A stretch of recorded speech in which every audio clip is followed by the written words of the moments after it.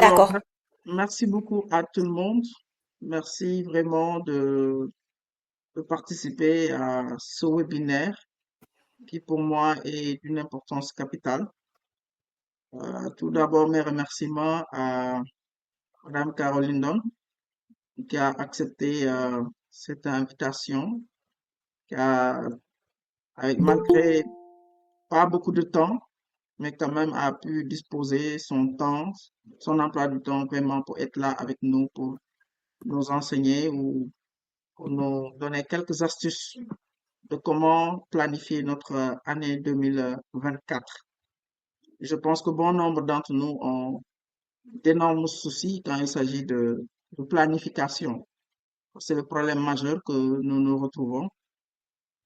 Même nous, à un certain niveau, tu vas avoir des professionnels, des étudiants, même les élèves.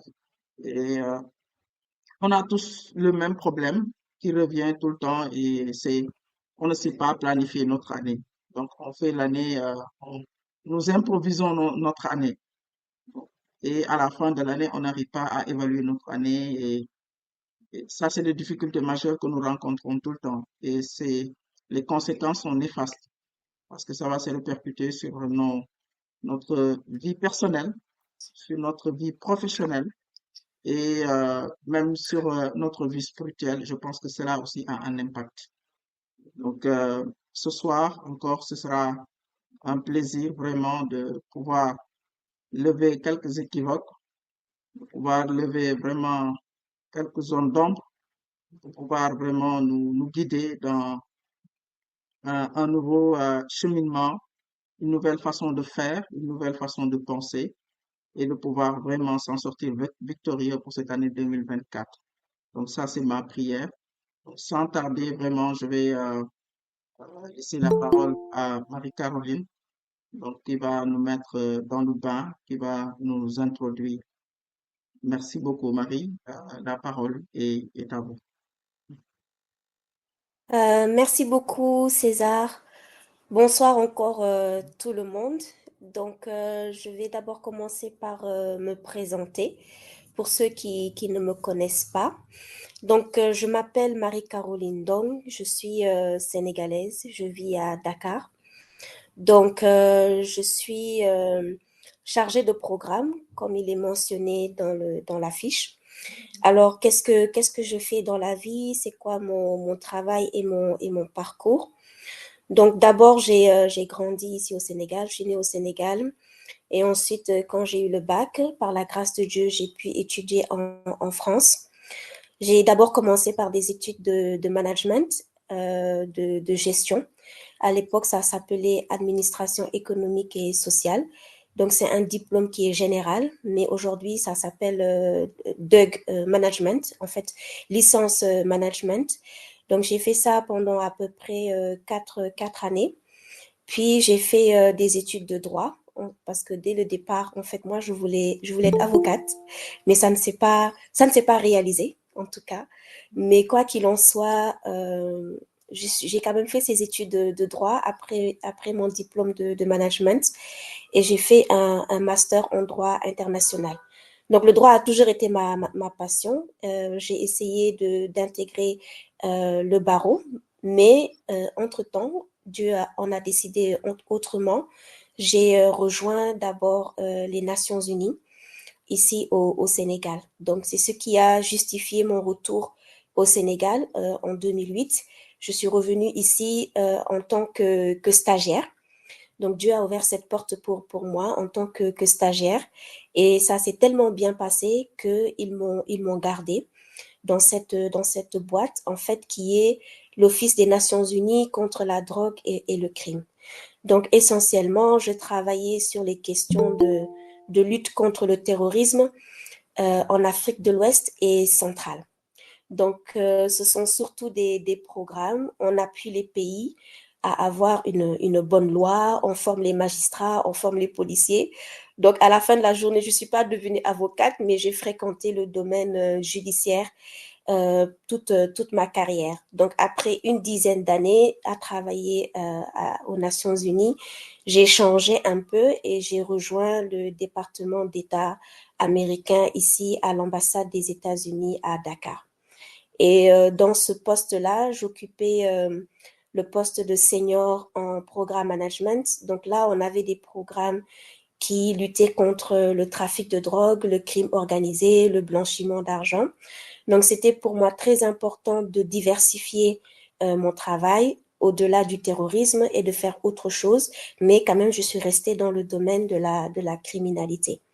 Donc, après presque 4 ans à l'ambassade, l'année dernière, je suis repartie à l'ONUDC pour être là-bas programme manager à un poste plus élevé et pour travailler dans les pays comme le Mali, le Burkina Faso, le Niger, etc. Vous connaissez la situation actuelle. Donc, je passe ma vie à planifier.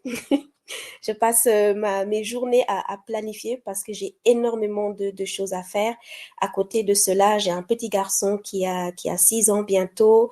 J'ai été engagée pendant des années à l'église. J'ai été monitrice de l'école du dimanche pour les adolescents. J'ai fait aussi un peu le groupe de louanges. Ensuite, j'ai été présidente de jeunesse, de la jeunesse évangélique du Sénégal pendant 3 ans. Mais avant ça, j'ai travaillé avec le président Georges Manga pendant aussi 3 ans. Et tout ça pendant que je faisais mon travail de lutte contre le terrorisme. Donc, si on n'est pas organisé dans sa vie, c'est quasiment impossible de pouvoir être sur tous les fronts. J'ai encore ma famille biologique, mes parents, mes frères et sœurs qui ont aussi besoin de moi. Donc, au sein de ma famille aussi, j'ai des responsabilités. Et en 2022, j'ai décidé de repartir à l'école pour refaire encore 2 masters. Donc, un que j'ai complété en début 2023 et un autre que je vais compléter la fin de cette année 2024. Donc, vous pouvez imaginer combien le sujet de l'organisation personnelle me tient particulièrement à cœur et je suis très heureuse que César m'ait donné l'opportunité de partager avec vous mon expérience, mon vécu et tout le processus par lequel je suis passée pour pouvoir m'organiser et essayer d'être en tout cas performante là où on attend de moi. Donc, peut-être pour commencer, j'aimerais juste demander un petit effort à tout le monde pour répondre à cette question. C'est une question dont la réponse elle est oui ou non. Donc, j'aimerais juste savoir, euh, est-ce que vous avez planifié votre année 2024? Donc, vous répondez juste oui ou non dans le chat.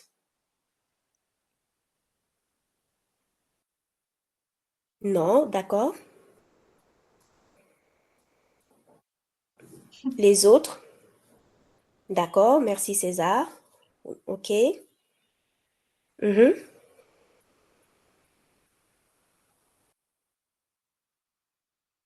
Une dernière réponse. D'accord. Alors, donc César, comme on a à peu près 1 heure, je vais commencer par une présentation PowerPoint que je vais partager. Et au fur et à mesure, je vais expliquer chaque diapositive. Après chaque diapo, ou en tout cas, on va peut-être attendre à la fin, on va consacrer du temps aux questions-réponses. Je préfère qu'on fonctionne comme ça. Je fais toute la présentation, je présente quelques outils et ensuite, vous pouvez à ce moment-là poser des questions, soit par le chat ou bien en levant la main, en espérant qu'on puisse faire tout ça dans le temps de 1 heure. Alors, avec votre permission, je vais partager mon écran.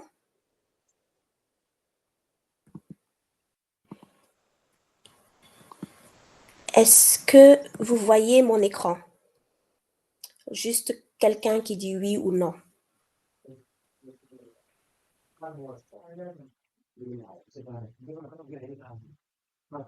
Est-ce que vous voyez mon écran? D'accord. Merci beaucoup. Alors, comment planifier son année 2024? Alors, nous allons répondre en fait à 3 questions pour cette session que nous allons avoir ensemble. C'est d'abord pourquoi planifier? Et je pense que beaucoup de personnes ne savent pas pourquoi en fait elles doivent planifier. elles vivent leur vie normale, mais elles ne voient pas forcément l'importance de faire cet exercice. Ensuite, en fait, qu'est-ce qu'on doit planifier? Quoi planifier? Et enfin, comment planifier? Ce sont ces trois questions qui vont nous accompagner pendant cette présentation. D'abord, pourquoi planifier? Alors, Dieu n'a-t-il pas déjà tout prévu? Je vous pose la question. En fait, je la pose sans forcément attendre une réponse parce qu'on pourra en discuter pendant les questions et réponses. Mais en tant que chrétien, on se dit que, bon, finalement, Dieu, il est souverain. Dieu, il a un plan pour nous. Il a déjà tout planifié pour nous. Est-ce que nous-mêmes, nous avons besoin de nous poser des questions sur notre vie? Qu'est-ce qu'on va faire en 2024? De toute façon, tout est déjà écrit. Hein, tout est déjà écrit. On n'y peut rien. C'est le destin. Alors, à cette question, il peut y avoir plusieurs réponses. Moi, j'en ai choisi quelques-unes. D'abord, il faut savoir que selon une étude américaine à la base qui a été partagée par cet article sur le site web Opinion, en moyenne, on prend 35 000 décisions par jour. Quand vous levez le matin, c'est vous qui décidez si vous devez d'abord prendre vos petits déjeuners ou aller aux toilettes ou se laver, ou etc.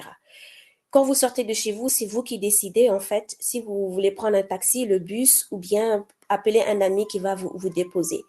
À chaque étape de notre vie, en fait, Dieu, il attend de nous que nous prenions des décisions. Bien sûr, il peut nous orienter, il peut nous mettre quelque chose à cœur, mais à la fin de la journée, c'est vous qui êtes responsable de votre temps et c'est vous qui êtes responsable, en fait, de la vie que Dieu vous a donnée et comment vous comptez la mener. Donc, on peut se poser 1 milliard de questions. Qu'est-ce que je fais? Est-ce que je dois faire ceci ou je ne dois pas faire cela? Et c'est là que ça devient vraiment très intéressant dans le pourquoi. Surtout quand on est chrétien et qu'on lit notre avenir en se disant que Dieu a déjà tout planifié. Oui, Dieu a tout planifié. Et il met tout à notre disposition. Vous voyez dans le numéro 1 de la diapositive, Dieu met tout à notre disposition, mais il ne fait pas le travail à notre place. Il y a un pasteur très célèbre qui est malheureusement décédé, qui s'appelle Miles Monroe, qui a dit ceci, qui a dit en fait, Dieu a créé les arbres et le bois, mais l'idée d'une table et des chaises, c'est l'homme qui l'a fabriquée.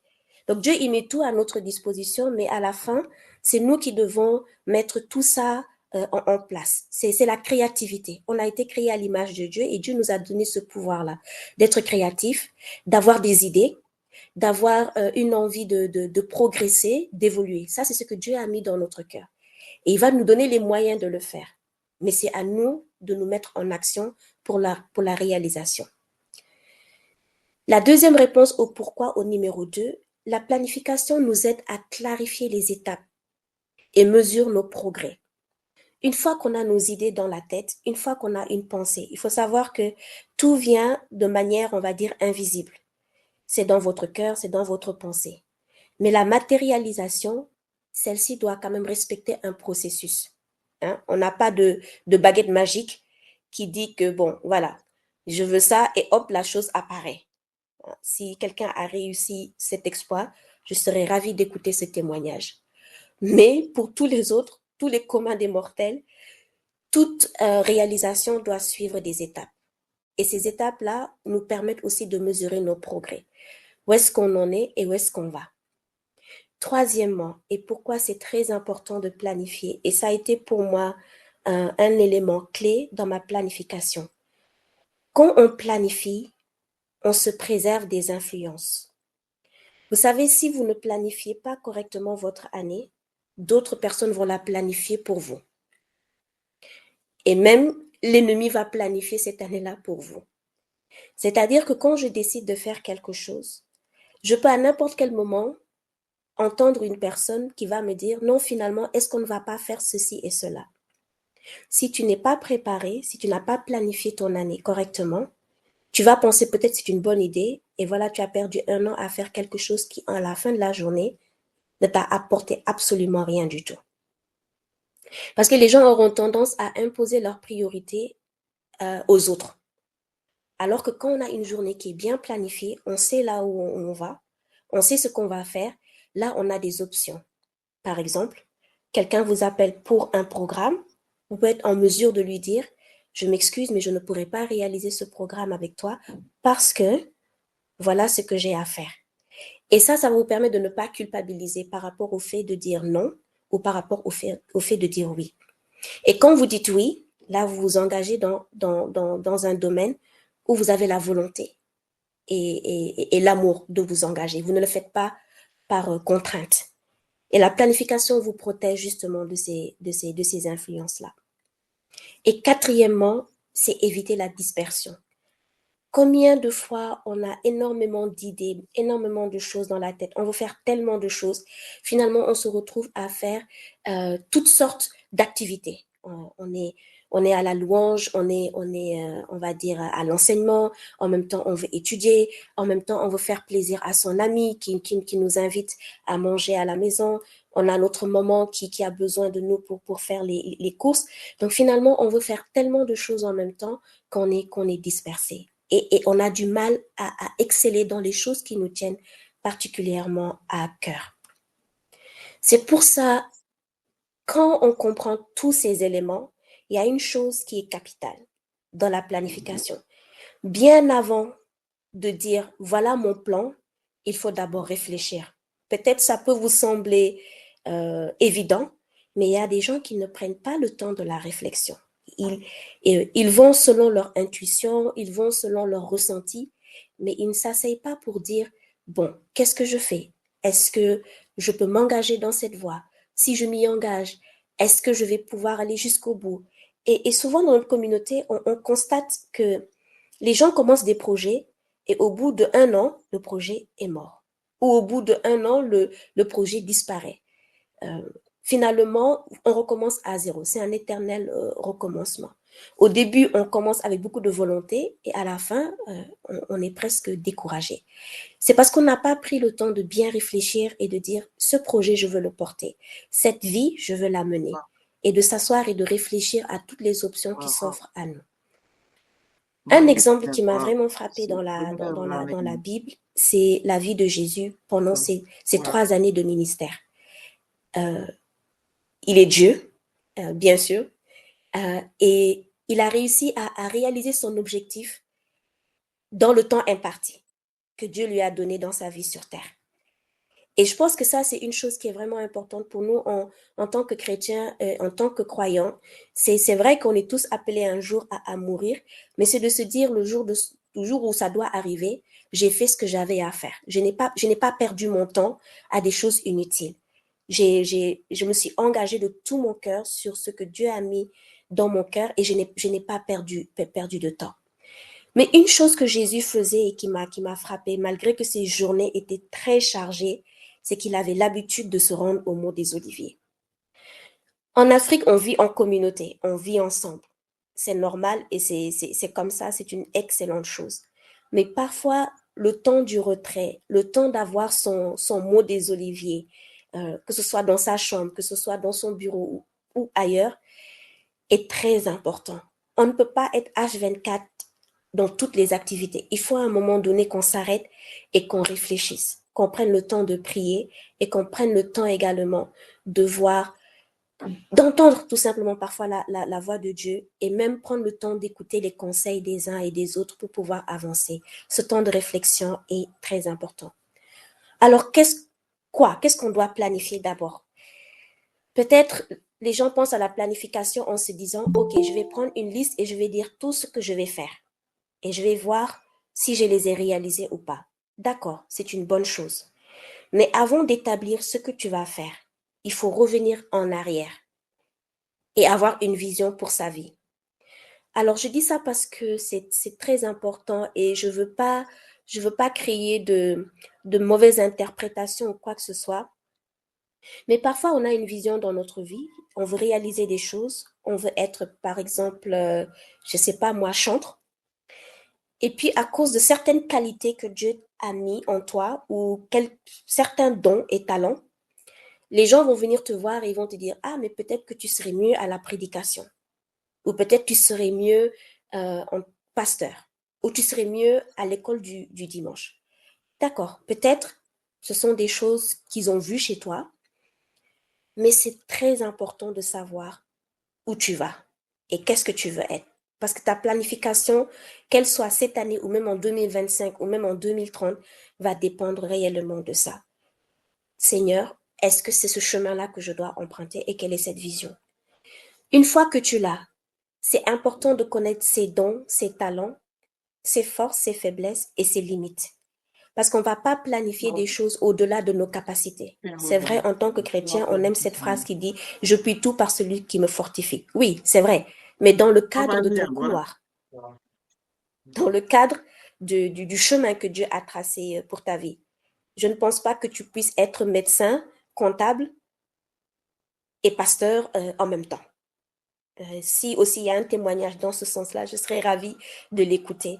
Mais on peut tout par celui qui nous fortifie selon la planification et la démarche, ou en tout cas le plan que Dieu a mis dans notre cœur.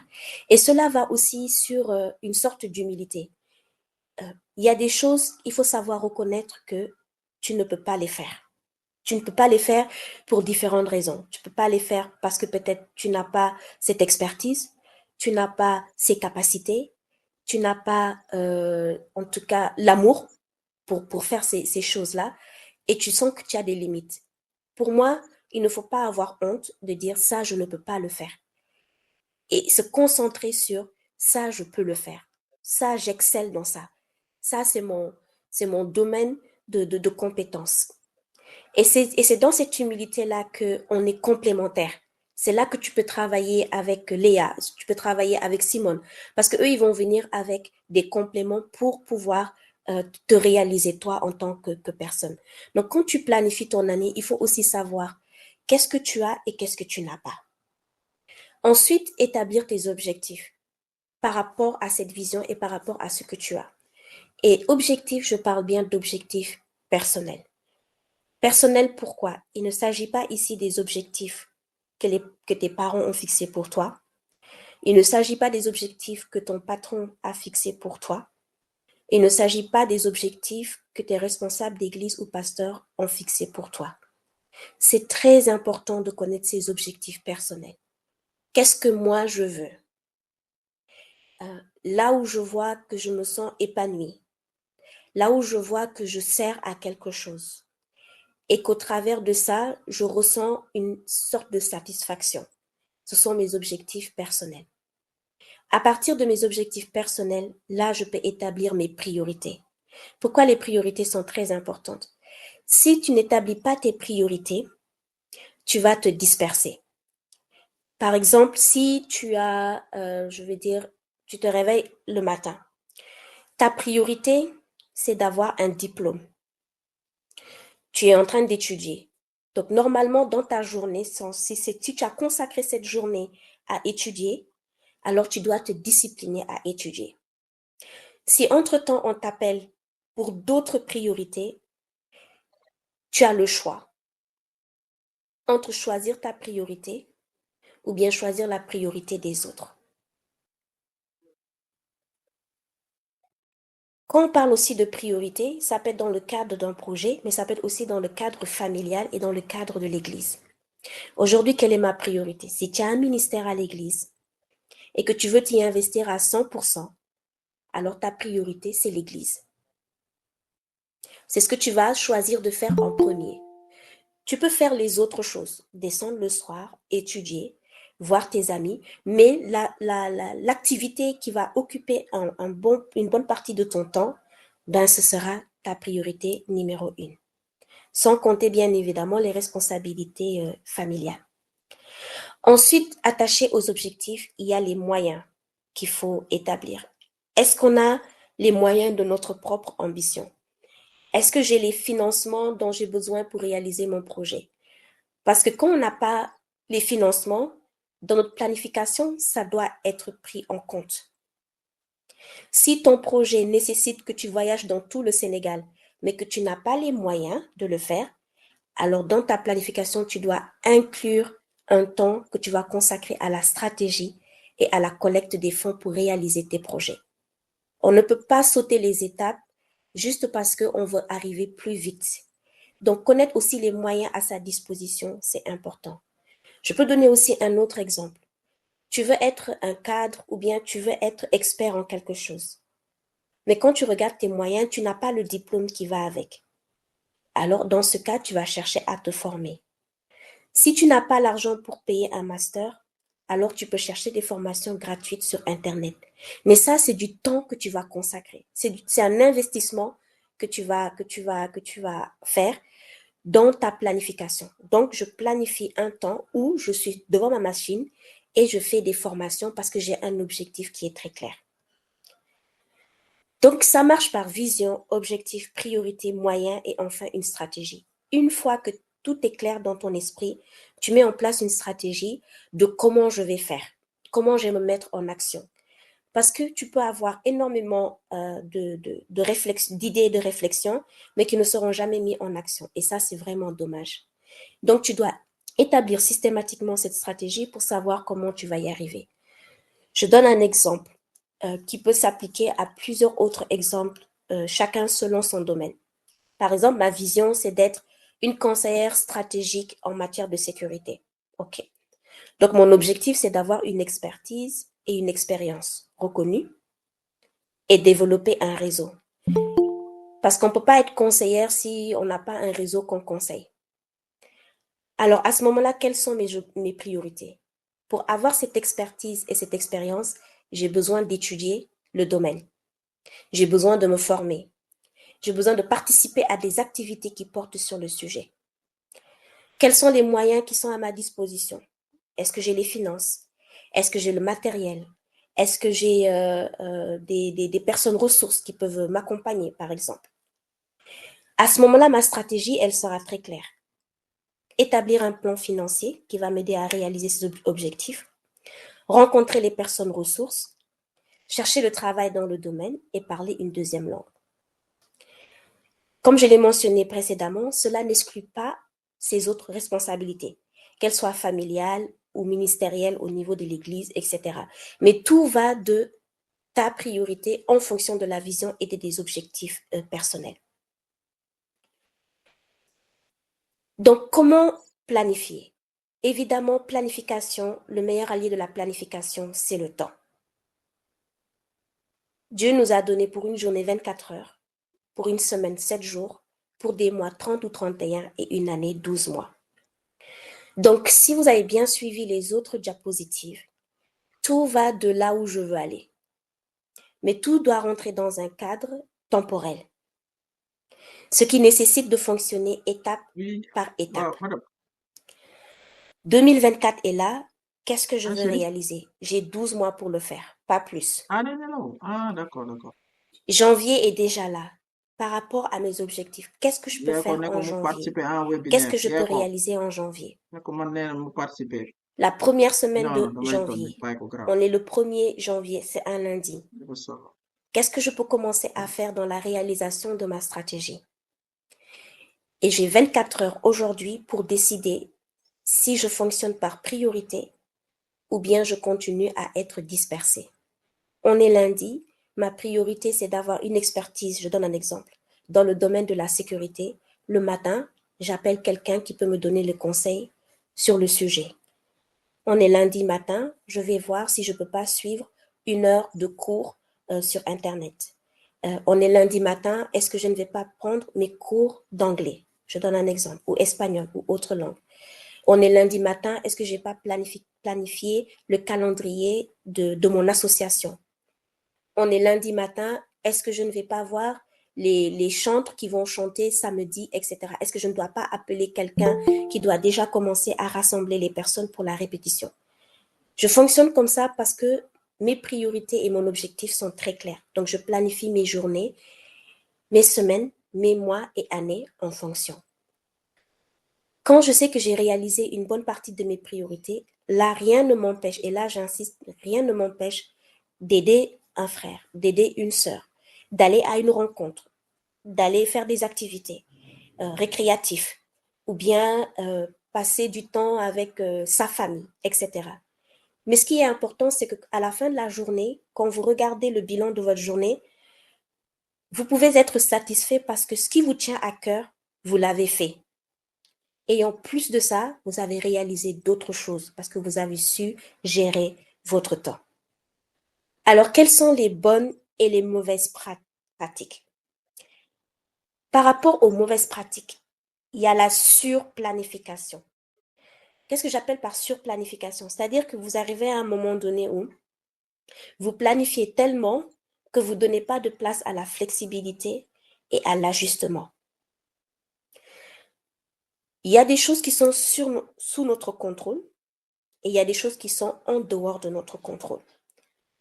Des choses peuvent nous arriver au courant de l'année 2024, peut-être qu'on n'a pas prévu. On doit alors dans ce cas adapter sa planification. Il faut toujours laisser une planification flexible, sans perdre de vue son objectif principal. À ce moment-là, on ne parle pas de changer de plan, mais on parle d'ajustement du plan. Je donne un exemple. Par exemple, vous avez décidé d'étudier. Quelqu'un vous a promis de vous financer. Vous avez planifié sur la base de ce financement. Ce financement n'arrive pas. D'accord. Je ne remets pas en question le plan. J'ai d'autres options. Je me relance dans la collecte de fonds. Je cherche d'autres personnes. J'attends. Peut-être la personne m'a dit d'ici 1 mois, 2 mois, il va être disposé à m'aider. Donc, je patiente. Mais le plan ne s'arrête pas. Il y a juste un délai ou du retard. C'est vrai, parfois, ce délai peut prendre 1 an, voire 2 ans, mais on ne perd pas de vue sa planification. Personnellement, j'ai fait des planifications qui datent de 2021 que je suis toujours en train de réaliser en 2024. Entre-temps, j'ai changé de travail et ça a dû nécessiter un réajustement. Mais je ne perds pas mon objectif d'être une conseillère stratégique en matière de sécurité. Je garde ça à l'esprit et je regarde mes autres options. D'où la nécessité d'écrire sa planification. Tout à l'heure, je vais vous montrer les outils que j'utilise pour ne pas perdre de vue mon plan. La deuxième chose, c'est l'impatience. Le fait de vouloir vite réaliser les choses font qu'on n'a pas envie de planifier. Parce qu'une fois que vous planifiez, je vous assure que vous pouvez réaliser que certaines choses vont prendre plus de temps que d'autres. Vous avez lancé votre entreprise et vous pensiez que tous vos amis allaient acheter vos produits. Non, malheureusement. Ce sont vos amis, mais ils ne payent pas. Donc, qu'est-ce qu'on fait? Bien sûr, on voudrait que ça puisse aller vite, je puisse avoir l'argent, etc. Non. Finalement, on doit repartir sur une nouvelle stratégie, une nouvelle planification, et cela, ça demande de la patience. La troisième chose, c'est parler à n'importe qui. Quand vous avez votre planification, choisissez bien les personnes avec qui vous voulez partager votre plan. Ce qui est très important. Choisissez des personnes que vous savez qu'elles vous soutiennent, des personnes qui peuvent vous conseiller, des personnes qui peuvent vous apporter un plus dans votre réflexion. Mais si vous parlez à des personnes qui, en fait, en réalité, ne sont pas dans la même dynamique que vous, elles risquent de vous décourager et de vous dire ceci n'est pas bon, ceci ne va pas aller. Ça ne va pas venir d'un conseil objectif, mais plutôt d'un conseil très subjectif, juste basé sur des sentiments et sur du ressenti. Alors, les bonnes pratiques que j'ai moi-même appliquées, c'est les conseiller. Lorsque ma planification elle est plus ou moins finalisée, je n'hésite pas à appeler un ami ou un collègue ou quelqu'un pour lui dire, écoute, voilà ce que je prévois de faire. Est-ce que ça, c'est faisable? Est-ce que ça, c'est possible? Et je peux vous dire que ça m'a beaucoup aidé parce que certaines personnes m'ont dit, cette planification telle que tu la vois, tu as oublié tel et tel facteur et tel paramètre. Et j'ai réajusté le plan. Parce que ce qu'elles m'ont dit comme conseil, elles avaient raison. La deuxième bonne pratique que j'ai expérimentée, c'est le cercle de confiance et les fréquentations. Quand vous planifiez votre année et que vous avez un objectif très clair, et que cet objectif, c'est par exemple d'être un styliste ou bien c'est de faire grandir un business de chaussures ou je ne sais pas quoi. Si vous avez un entourage qui comprend ce que demande votre métier, ils auront plus tendance à être indulgents à votre égard. Ils auront plus tendance à comprendre. Mais si vous fréquentez des personnes qui sont complètement à l'opposé de votre planification, à l'opposé de votre vision, Ils ne vont pas comprendre pourquoi vous dépensez autant d'énergie dans ce travail-là ou dans cette passion. C'est pour ça que souvent, les gens qui partagent les mêmes passions se fréquentent parce qu'ils s'entraident et ils s'encouragent mutuellement. Et dernière bonne pratique, c'est la communication intelligente. Pour moi, je dirais en tant que chrétienne, c'est le discernement. C'est-à-dire que quand vous expliquez votre planification à une personne, ou en tout cas quand vous la préparez seule, c'est de savoir, est-ce que je dois m'associer avec telle ou telle personne? Est-ce que tel et tel moyen ne va pas impacter sur un autre domaine de ma vie? Lorsque vous en parlez à des personnes, c'est de discerner les réponses qu'elles vont vous donner. Parce qu'à la fin de la journée, c'est vous qui savez exactement où est-ce que vous voulez aller. Donc, choisissez ce que vous voulez communiquer et ce que vous ne voulez pas communiquer par rapport à votre planification. Maintenant, je vais vous montrer de manière concrète comment est-ce que pour mon année 2024, je me suis prise pour planifier mon année. Comme je l'ai dit dans les diapositives, je pars du principe que ma vision elle est claire, mes objectifs personnels sont clairs. Actuellement, je travaille, donc du lundi jusqu'au vendredi, et ce travail est ma priorité parce que j'ai la conviction que Dieu m'a placé là-bas pour un but bien précis. Donc, quand j'ai d'autres sollicitations qui chevauchent avec ma priorité, je choisis de m'investir dans mon travail actuellement. Parce que je suis convaincue qu'au travers de mon travail, il y a un travail que Dieu peut faire. Bien sûr, beaucoup de personnes pensent que ta priorité doit être forcément un ministère à l'Église. Personnellement, je ne suis pas convaincue. Je pense que Dieu utilise tout le monde là où il est placé. Si toi, ta priorité, et ça, tu es clair avec ça, c'est l'Église, c'est ton ministère à l'Église, alors dans ce cas, tu dois consacrer ton temps dans ton ministère à l'Église. Donc, ça, c'est mon exemple, moi, mais chacun peut adapter selon sa propre vie. Dans ce cas, voilà ma planification pour 2024. Est-ce que tout le monde voit le fichier Excel? Juste dire oui par audio ou bien par chat, oui, je vois le fichier Excel. César, tu peux me dire si les Oui, gens voient le fichier Excel? D'accord. oui, je Donc, vois. ça c'est mon année 2024. Et vous pouvez voir que tout ce qui est en couleur, ce sont des missions. Oui. Je ne sais pas si je dois dire malheureusement ou heureusement, mais le travail implique des voyages. Et ces Malheureusement, hein. voyages, oui, malheureusement, malheureusement pour toi, César. Mais ce que je veux dire, ça, c'est ma planification de 2024. Le trimestre 1, c'est janvier, février, mars. Donc, je sais que, par exemple, Très bon, janvier, bon, du 23 au 26, je ne serai pas à Dakar. Février et mars. Donc, quand quelqu'un m'appelle pour me solliciter pour un programme, je peux déjà lui dire que telle semaine, je ne suis pas disponible. Alors, je pourrais décaler mes missions en fonction de l'importance. Je pourrais dire, oui, je suis disponible et dans ce cas, je décale ma mission. Mais comme ma priorité, c'est mon travail, entre guillemets, comme ma priorité, c'est de montrer un bon témoignage dans le milieu dans lequel je suis, tout ce que je peux avoir comme engagement, je le fais en dehors de ces semaines-là. Et j'ai un code couleur qui me permet de savoir pour chaque couleur à quoi ça correspond. Et je sais que ça, je vais au Mali, là, puis au Niger, au Burkina, etc. Et en rose, en gris, c'est les jours fériés où je sais que ce jour-là, je ne vais pas travailler. Je fonctionne beaucoup par trimestre parce que comme les, j'ai appris à connaître mes forces et mes faiblesses. Je sais par exemple que pendant la période de janvier et de février, pour une raison de santé, je suis plus fatiguée ou je suis moins motivée. Ça arrive à tout le monde. Et ça, c'est très important. Il y a des gens qui sont du matin, il y en a qui sont du soir. Il y a des gens qui sont performants l'après-midi et il y en a qui sont performants à 3 heures du matin. Donc, il faut adapter aussi sa planification dans ce sens-là. Pourquoi? Par exemple, si je suis performante particulièrement le matin, très tôt, donc ce qui est important pour moi, je le fais le matin très tôt. Ce qui a un impact dans mon travail ou là où je vais avoir des résultats, je le fais le matin.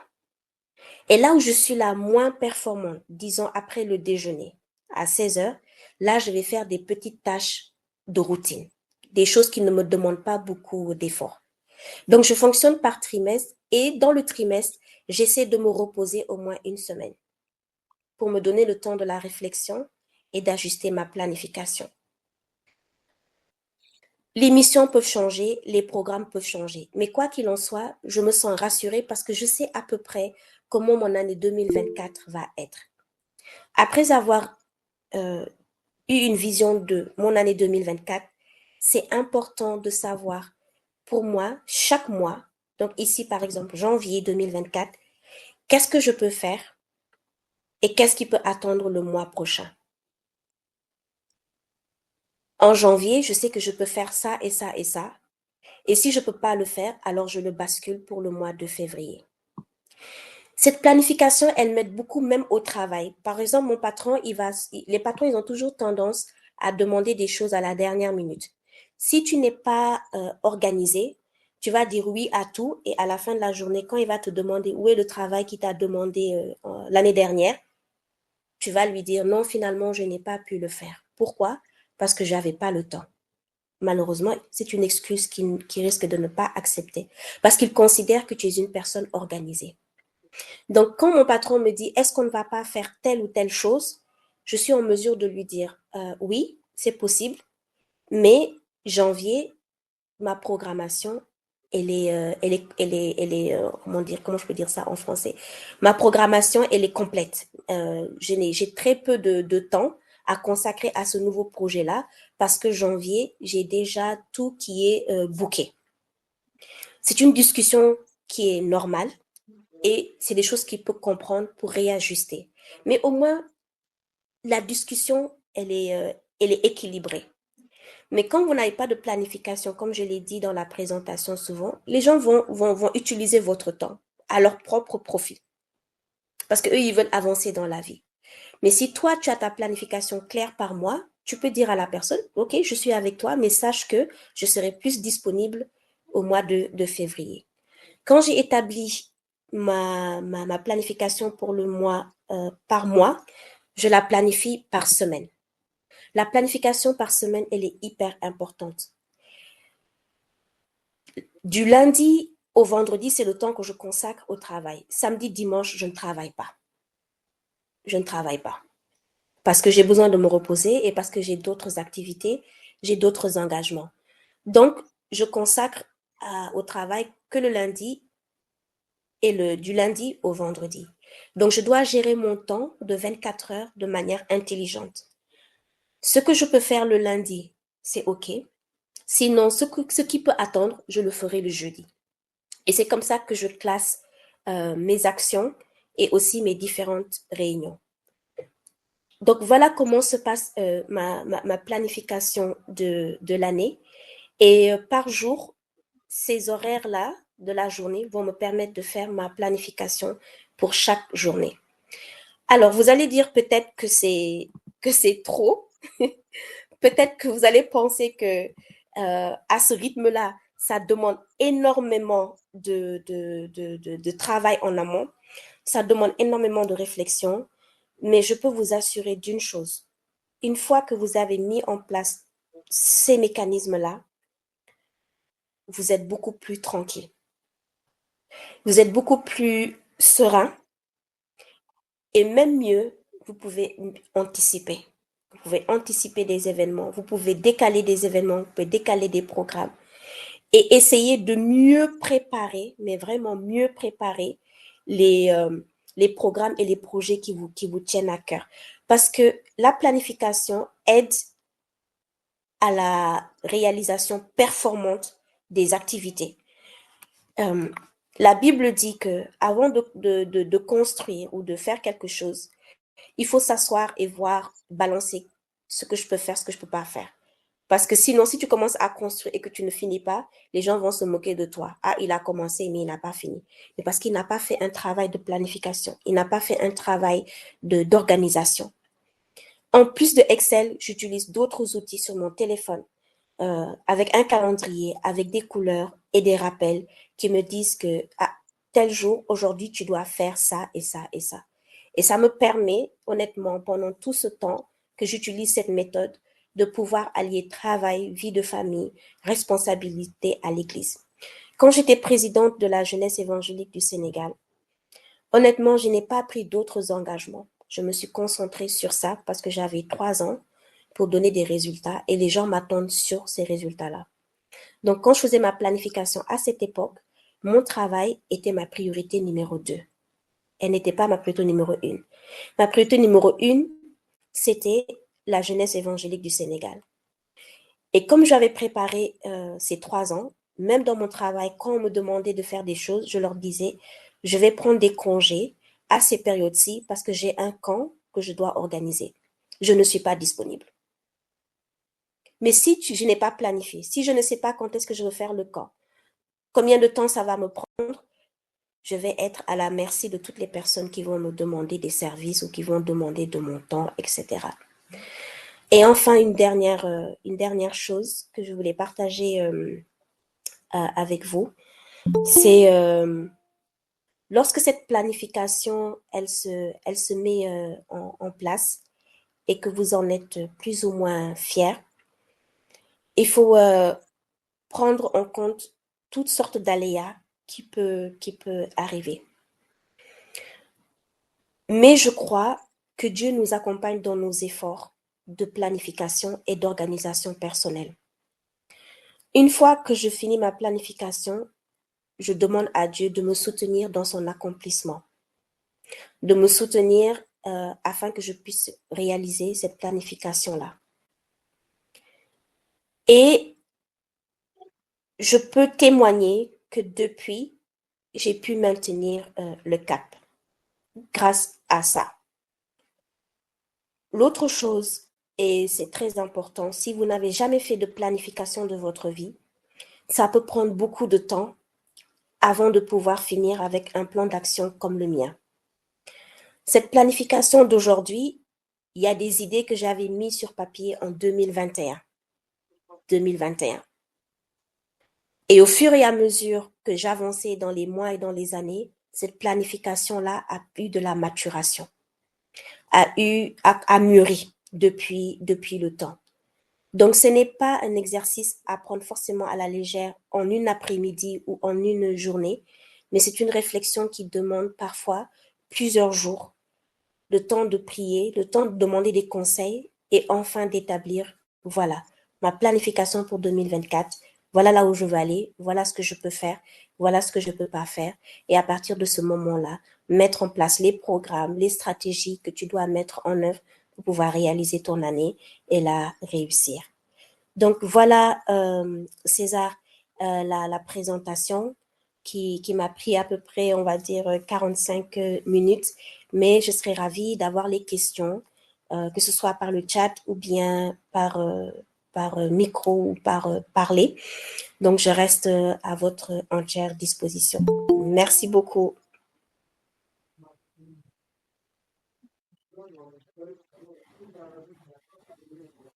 Vraiment, merci beaucoup. Vraiment, ça mérite un banc, hein, comme on dit, hein. Waouh, waouh, waouh. Ah ouais. Alors, je pense que c'est le moment de poser les questions. Il y en a qui ont levé la main, comme Kadjona. Euh, Kadjona, vous avez la parole. Vous pouvez poser une question. Les autres aussi, vous pouvez poser les questions sur le chat.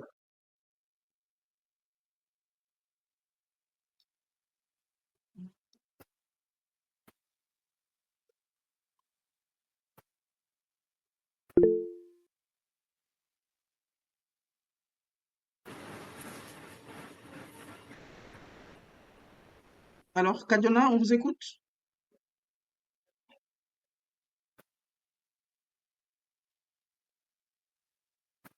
Sinon, il y a Vini qui a levé la main. Vini?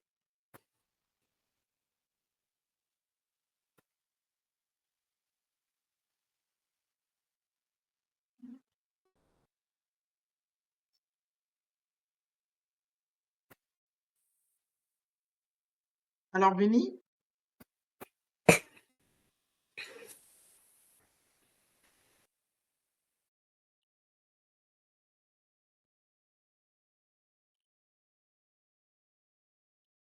Alors, bon, moi, je vais poser une question, hein, le temps qu'ils arrivent.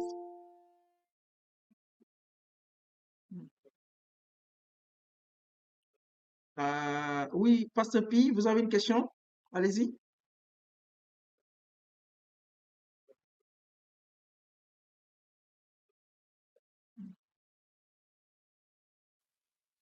Est-ce que leur micro marche? C'est ce qui est bizarre.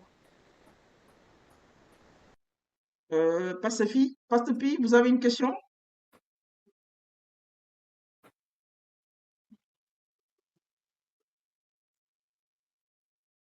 Allô? Est-ce que vous nous entendez?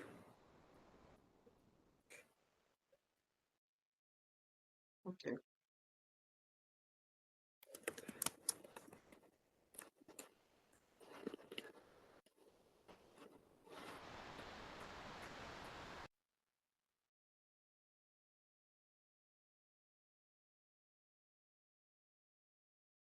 ok, c'est bon. On nous entend. Certainement, c'est eux qui nous... Oui, oui, pasteur, on vous écoute.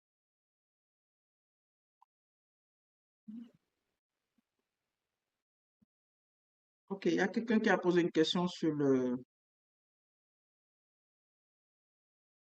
Euh, euh, bonsoir à tous. Ma question est la suivante. Étant étudiante, sage-femme engagée dans l'œuvre de Dieu, puis responsable dans un département, mon emploi du temps de l'école étant très chargé, est-elle ma priorité? Comment trouver un bon équilibre? Ça, c'est une excellente question, Sissi. Alors, c'est une question à laquelle beaucoup de frères et sœurs sont confrontés. D'abord, puis-je savoir quelle est ta priorité? Est-ce que ta priorité, c'est être sage-femme? Quand tu dis que tu es engagé dans l'œuvre de Dieu, donc j'imagine que tu es investi dans les activités de l'Église et que tu es responsable de département. Dans ces trois, pour toi, quelle est la chose qui te tient le plus à cœur? Tu peux répondre dans le chat.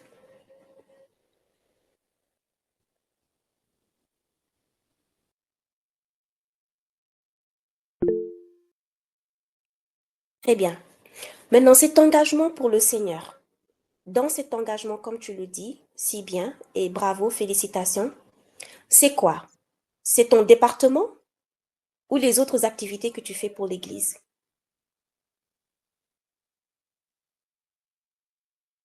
Tu n'es pas obligé de dire quel département. Mais entre les autres activités de l'Église et ton département, entre les deux, quelle est ta priorité?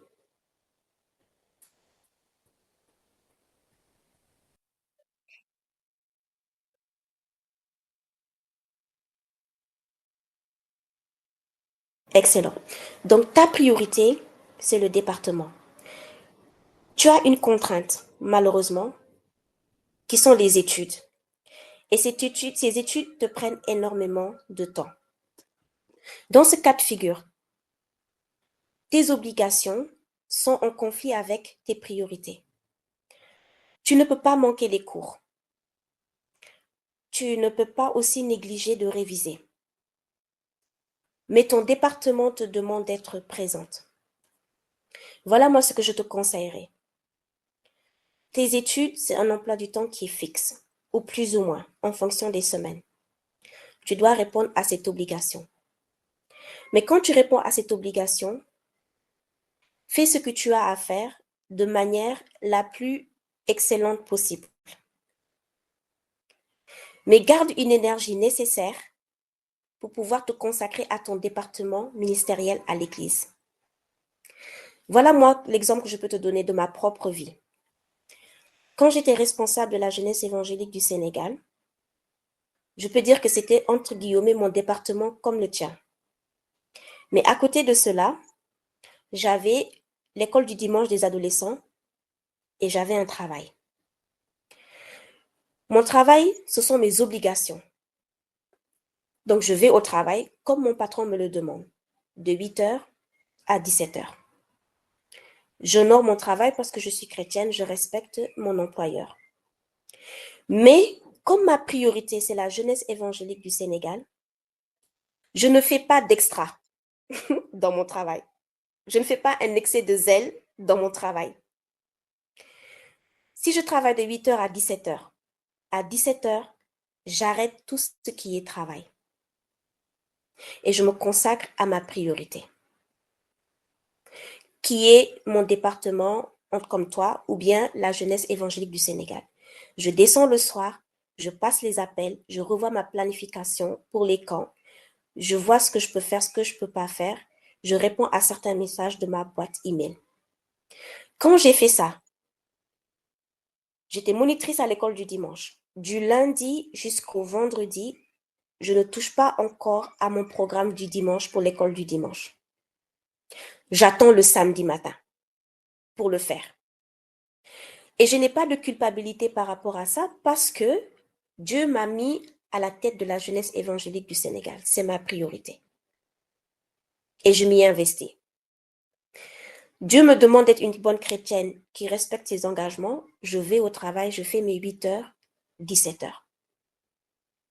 Mais je reste disponible pour l'église locale le samedi, pour les programmes et pour ma préparation de l'école du dimanche.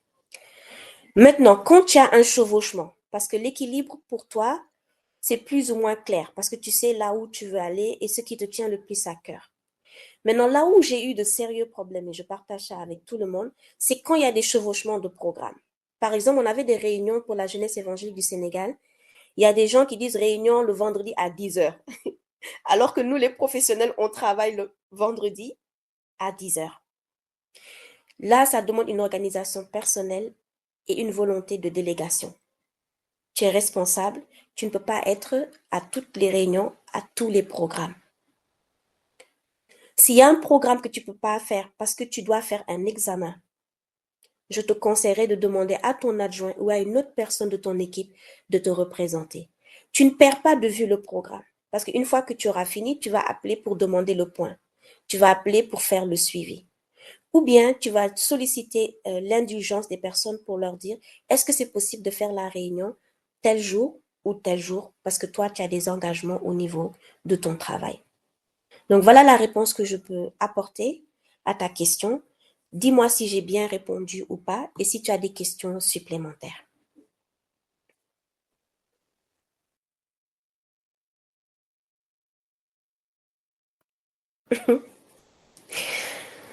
Est-ce que si, c'est bon avant que je réponde à la question de César? D'accord. Alors, comment éviter la procrastination? C'est un terme que j'entends souvent. Souvent, on l'entend partout. On l'entend partout. Tout Et le moi, temps. je me demande en fait, qu'est-ce que les gens entendent par ça? Si tu peux me dire exactement, non, est-ce que tu peux me dire exactement quelle est la définition de ça? Si tu peux le dire à tout le monde pour qu'on puisse savoir. En fait, c'est tout le temps de reporter ce qu'on doit faire. Ça dit, on a des choses à faire. On a programmé, par exemple, Mhm, toute une journée et on ne cesse mhm. de reporter demain, après-demain, le mois prochain, le truc prochain. On n'arrive pas à le faire. Ça arrive dans certaines planifications, en fait. Ouais, c'est vrai, ça arrive. Mais mon avis personnel, c'est dû à une planification non aboutie. Mhm. Si tu sais que dans ta planification samedi, tu as des choses à faire, tu vas te dire non, il faut qu'au plus tard, avant mercredi, je finisse ce que j'avais dit que j'allais faire lundi. que je veux dire par là, c'est que, lorsque tu as une vision claire de toute ta semaine et tu sais que samedi, tu as un événement très important et que tu as d'autres choses à faire, tu dois te dire, OK, je dois faire ces tâches avant samedi. Parce que sinon, samedi, je serai tellement stressée, je ne pourrai pas tout faire et je serai encore plus déçue. Ça, c'est un. Deuxièmement, alors cette histoire de le fait de reporter à demain. Jésus nous a toujours enseigné qu'à chaque jour suffit sa peine. Et ça, c'est une parole qui m'est souvent revenue à l'esprit. Et également, quand on voit comment Dieu a créé le monde, Dieu n'a pas créé le monde un jour et tout s'est mis en place. Il a fait une chose après l'autre. Mais vraiment une chose après l'autre.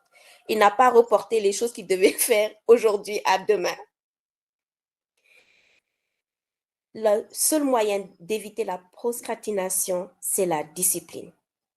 Il n'y a pas d'autre secret, honnêtement. S'il y a quelque chose que tu as à cœur de faire aujourd'hui et que tu as planifié de faire aujourd'hui, fais-le aujourd'hui. Ne regarde pas la paresse, ne regarde pas la distraction. Parce que si tu ne le fais pas aujourd'hui, ça va impacter ta planification de mardi, de mercredi, de samedi. Et c'est là que vient beaucoup de frustration et de stress. Parce qu'à la fin de la journée, on se dit, mais attends, moi j'avais prévu de faire ça, finalement je ne l'ai pas fait. Quelles sont les raisons? Non, il faut le faire tout de suite. Tu as une chose à faire, fais-le maintenant. Une autre méthode que j'ai beaucoup aussi utilisée pour éviter ce phénomène-là, le soir, avant de me coucher, je regarde toujours ce que j'ai fait et ce que je n'ai pas fait. Et vous savez, ce sentiment où tu te couches et tu as travaillé, mais en fait, tu as l'impression que tu n'as pas travaillé. Tu as été en mouvement, tu as fait des choses, mais à la fin de la journée, tu n'as pas vu le rendement de la chose sur laquelle tu t'es investi. Donc, le soir, je regarde comment j'ai travaillé et je tape sur mon téléphone. Je m'envoie moi-même des messages WhatsApp pour dire demain, voilà ce que tu vas faire. Et quand je me réveille le matin, dès que je me connecte sur Internet, ce message-là me vient à l'esprit et là, je commence à travailler. Il y a aussi une autre méthode qu'un pasteur a écrit dans son livre John Maxwell, qui est un très bon livre sur la planification. Il dit il faut faire 3 ou 4 choses. Ne planifie pas grand-chose. Ne fais pas une liste de beaucoup de choses à faire. Tu ne pourras pas. Il dit établis 3 choses que tu veux réaliser demain. Tu le fais la veille. Tu écris sur un papier, numéro 1, je fais ça. Numéro 2, je fais ça. Numéro 3, je fais ça. Le matin, quand tu te réveilles, tu ouvres ta liste et le numéro 1, tu le fais tout de suite. Tu le fais tout de suite. Puis tu passes au numéro 2, puis tu passes au numéro 3. Et là, tu arrêtes pour ne pas t'épuiser. Tu fais autre chose. Tu te consacres à autre chose.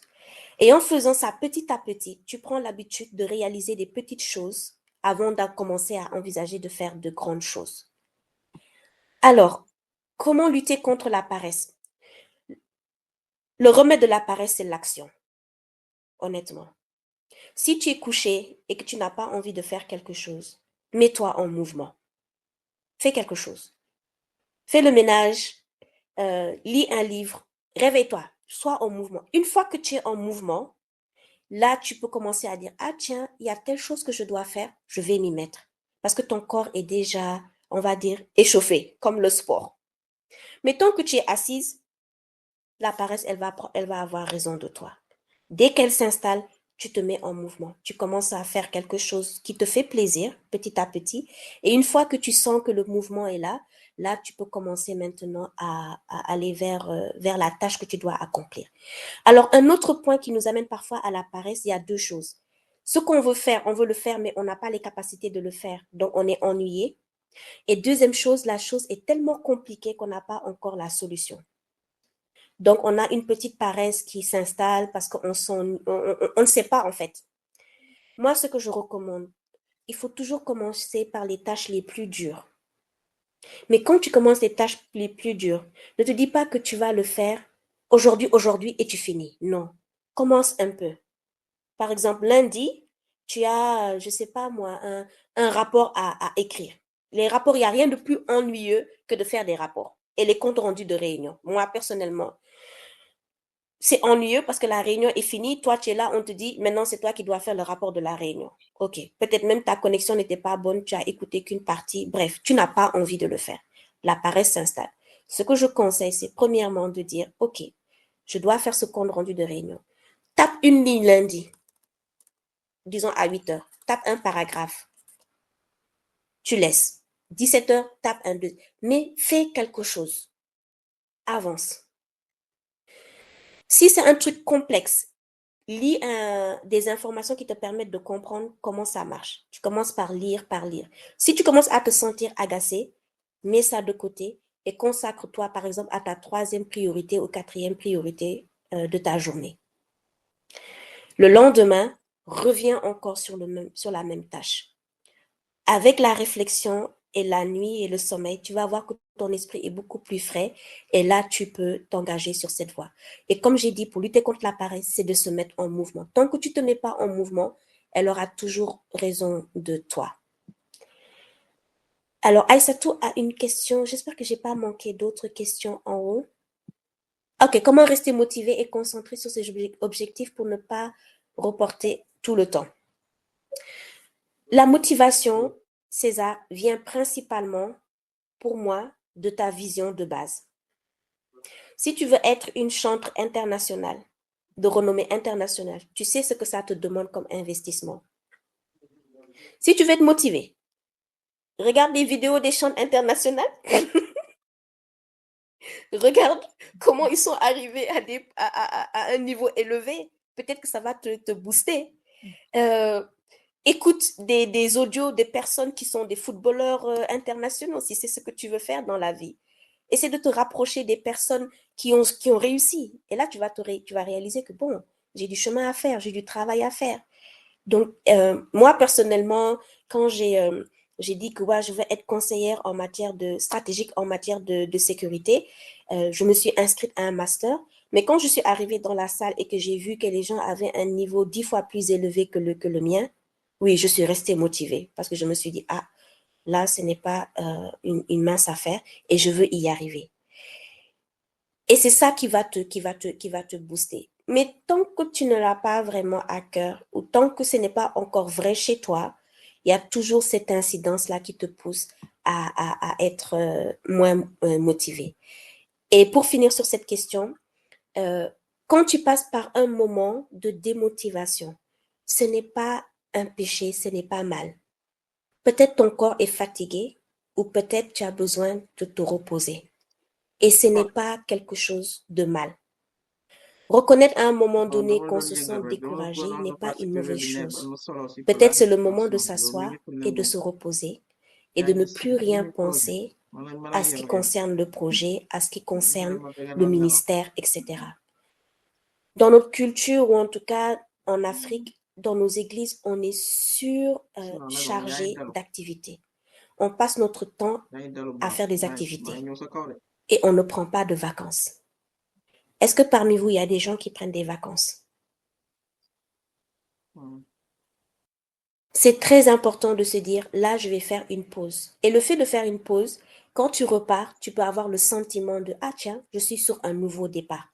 Mais tant que tu enchaînes boulot, études, église, activités, associations, il n'y a aucun entre janvier et décembre, il n'y a aucun moment ou une semaine ou 2 semaines où tu as dit, non, je vais au village, je ne regarde pas mon téléphone, je me repose, je dors. C'est très, très important dans sa planification de prévoir du temps. Et je l'ai dit dans la présentation, avoir son mot des oliviers, c'est capital. C'est vraiment capital. Donc, Aïssatou, elle a une question. Elle dit, bonsoir, vous avez dit de garder notre énergie pour les autres choses qui nous restent. Comment faire cela si, par exemple, nos études nous prennent tout le temps? Merci beaucoup, Aïssatou, pour cette question. Alors, les études prennent du temps. Mais les études, vous n'étudiez pas 24 heures sur 24. Tout à l'heure, je vous ai montré une planification, on va dire, par mois, par année, etc. Mais il y a aussi une organisation personnelle qu'il faut avoir dans toutes ces petites choses dans lesquelles nous sommes engagés. Je vais vous montrer un dernier document sur lequel je travaille et qui est ma feuille de route pour répondre à ta question, Aïssatou. Donnez-moi 2 minutes, je partage de nouveau mon écran pour vous montrer. Parfois, est-ce que, César, tu peux me dire si les gens voient le tableau Excel?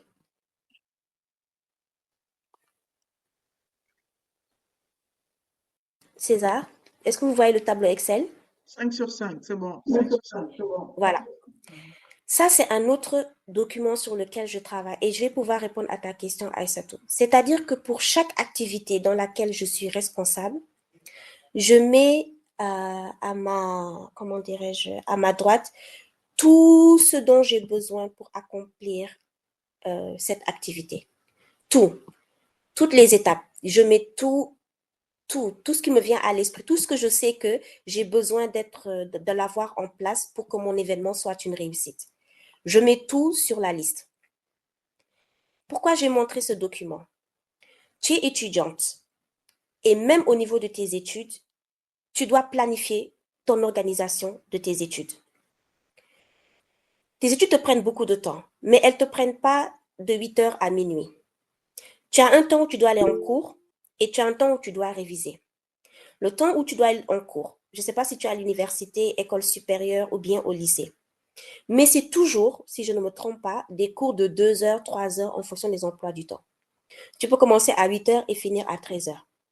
Tu peux commencer à 14 heures et finir à 17 heures. Il y a forcément des poches où tu as du temps libre. Dans ces poches où tu as du temps libre, dans ta planification, tu rajoutes le temps de tes révisions. Tu connais tes capacités. Tu sais que tu ne peux pas réviser plus de 1 heure ou plus de 2 heures. Tu dis, OK, lundi, j'ai cours de 8 heures à 13 heures. Tout de suite après les cours, je révise de 14 heures à 15 heures. Et après là, tu arrêtes. Tu es allé à l'école, tu as révisé tes cours. À partir de 15 heures, là, tu peux te dire, OK, je vais profiter pour sortir, voir mes amis, faire autre chose. Et je me dis que à partir de 16 heures, je dois mettre maintenant en place ma planification pour l'église, mes engagements. Peut-être j'ai une réunion à 19 heures, etc. Donc là, tu as le temps pour te préparer. Maintenant, admettons que quelqu'un t'appelle et te dit, viens, est-ce que tu peux nous aider pour telle ou telle chose à telle heure? Le choix maintenant te revient, Aïssatou. Soit tu grignotes du temps de tes révisions, soit tu grignotes du temps de ce que tu as comme priorité et objectif personnel. Je ne sais pas si j'ai pu répondre à ta question, mais en tout cas, c'est ce que je te conseillerais si j'étais à ta place.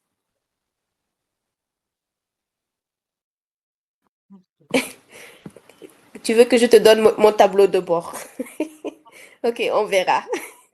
Mais je peux adapter pour que, oui, je peux partager pour que tu puisses, Catherine, pour que tu puisses adapter à ta propre planification.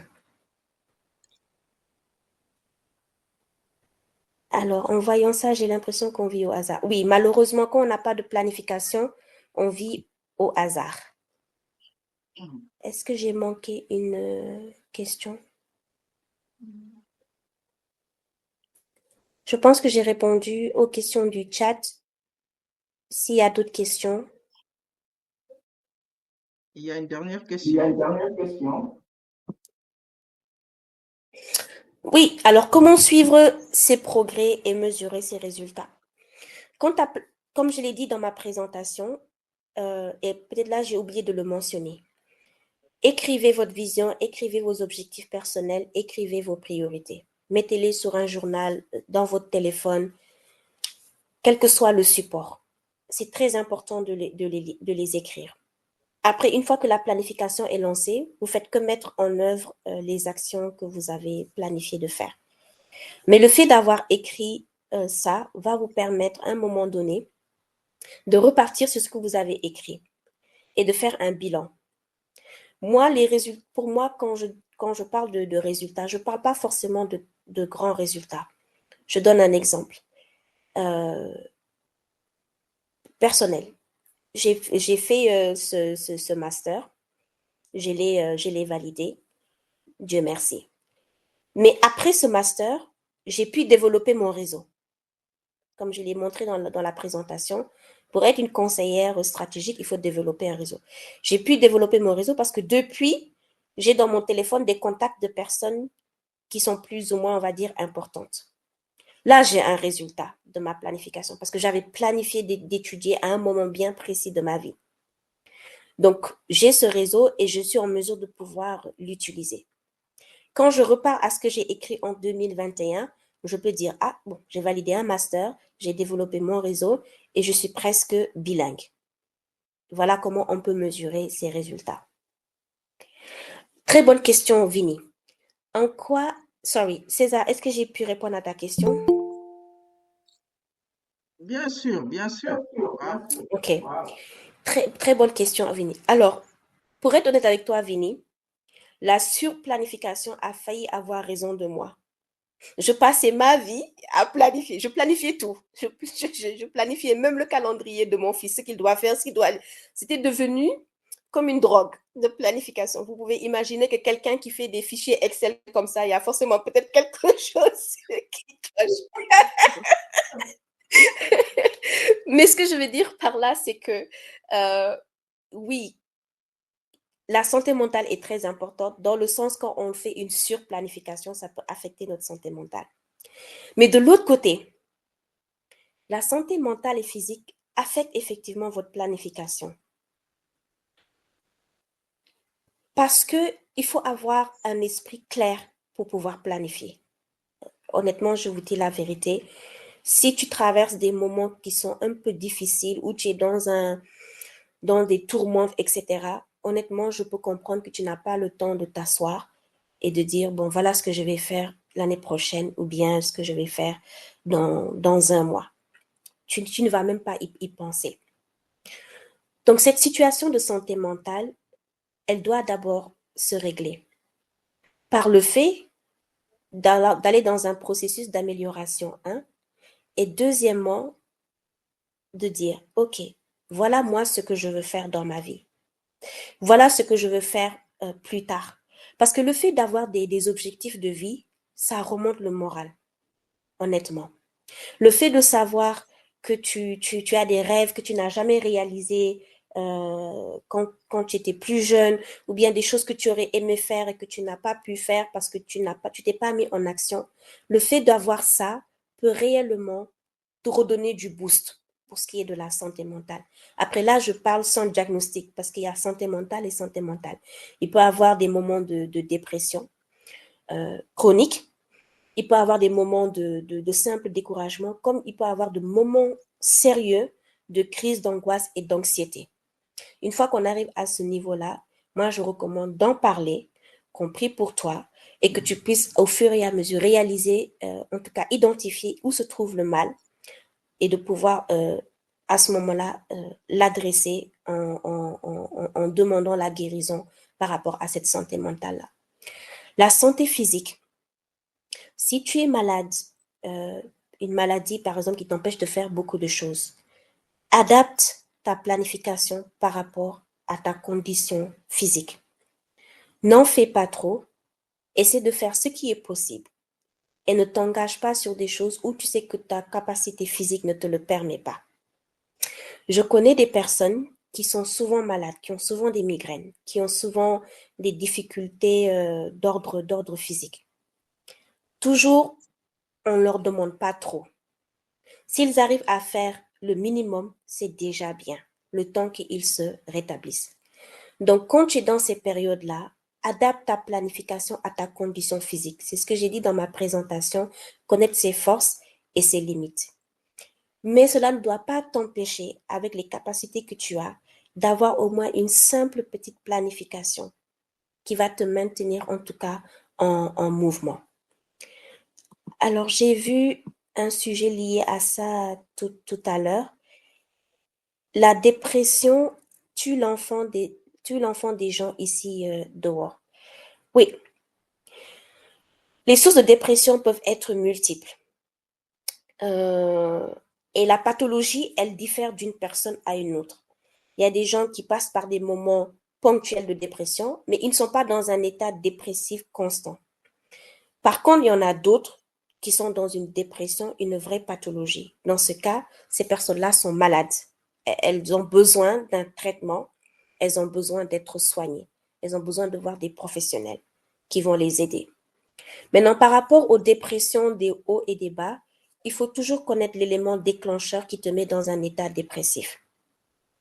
Si c'est le découragement, si c'est fréquenter quelqu'un qui te met plus bas que terre, si c'est, il y a beaucoup de facteurs, si c'est le travail ou si c'est le stress de l'entreprise, etc.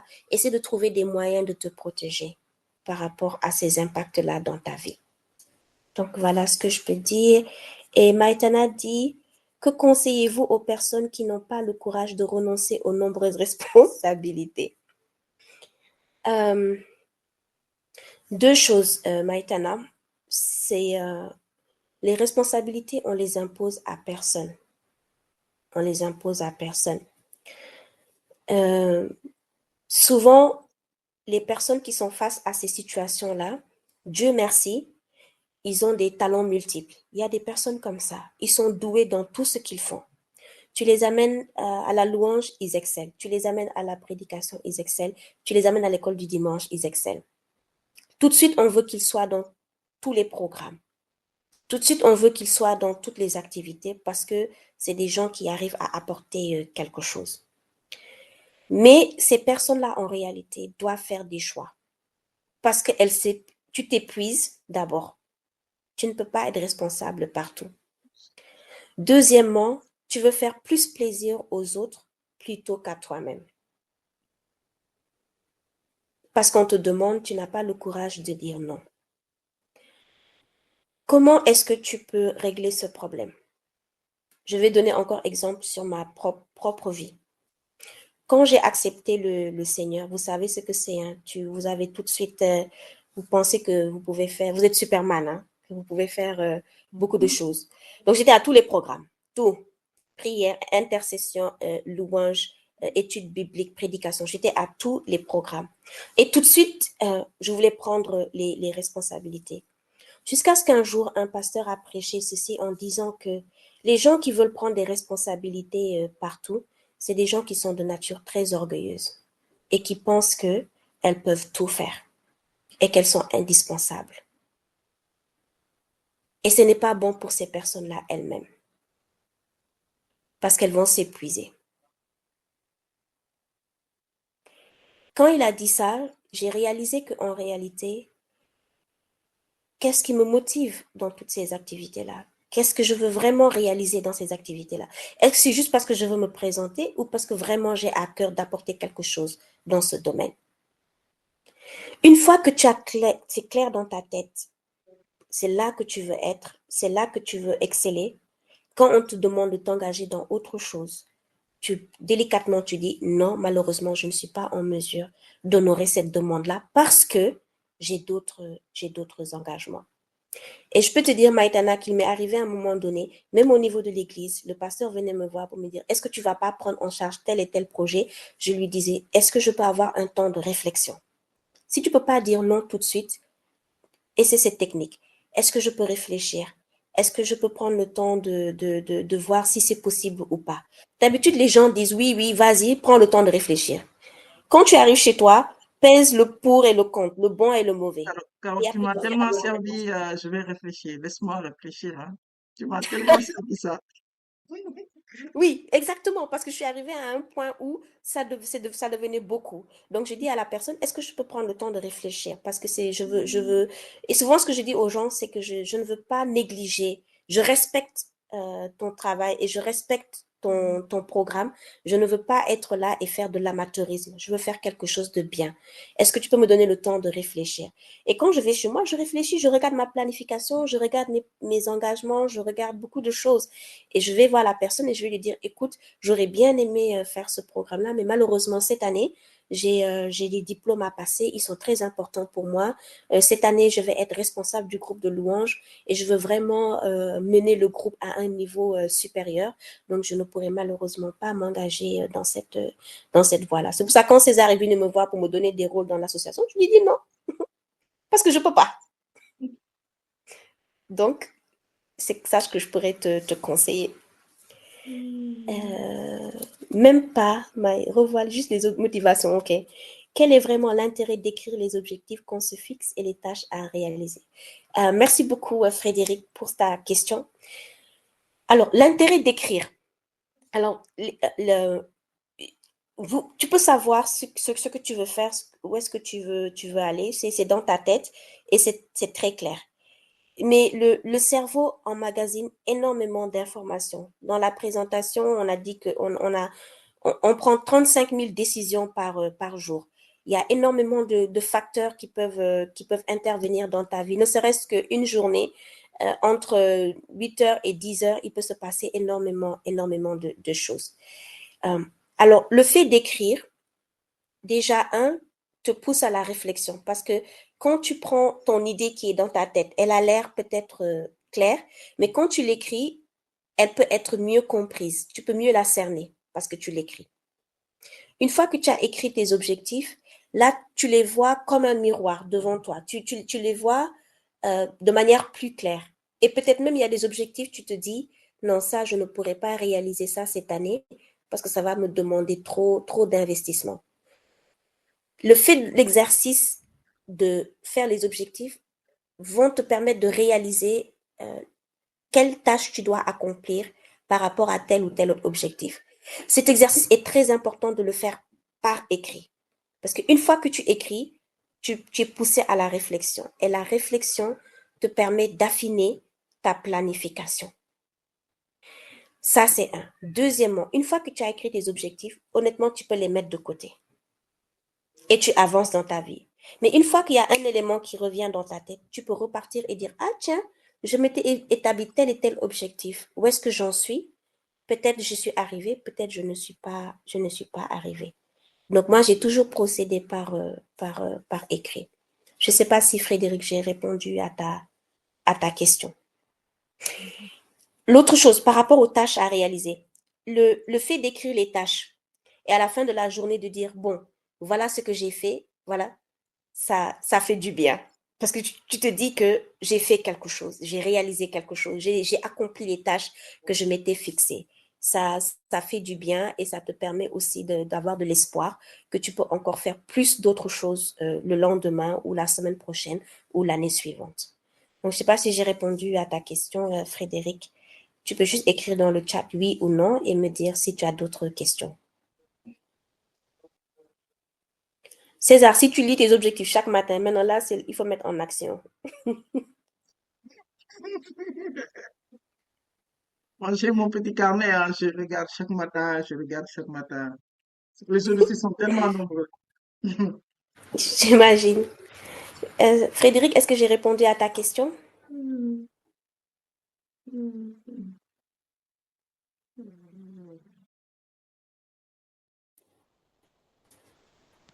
Oui, vous avez bien répondu à mes questions, Marie-Claire. En fait, vous avez pourquoi j'ai posé cette question? D'habitude, ça m'arrive d'écrire mes tâches et dès que je les réalise, bon, ça me donne un sentiment de satisfaction, n'est-ce pas? Yes. Mhm, Maintenant, parfois, il m'arrive voilà, que je me trouve dans des circonstances et que j'oublie complètement donc certaines tâches que j'avais écrites. Et ça, mhm. parfois, ça a tendance à me décourager, au fait. Maintenant, peut-être comment remédier à ça, quoi. Ah oui, je comprends cette frustration-là.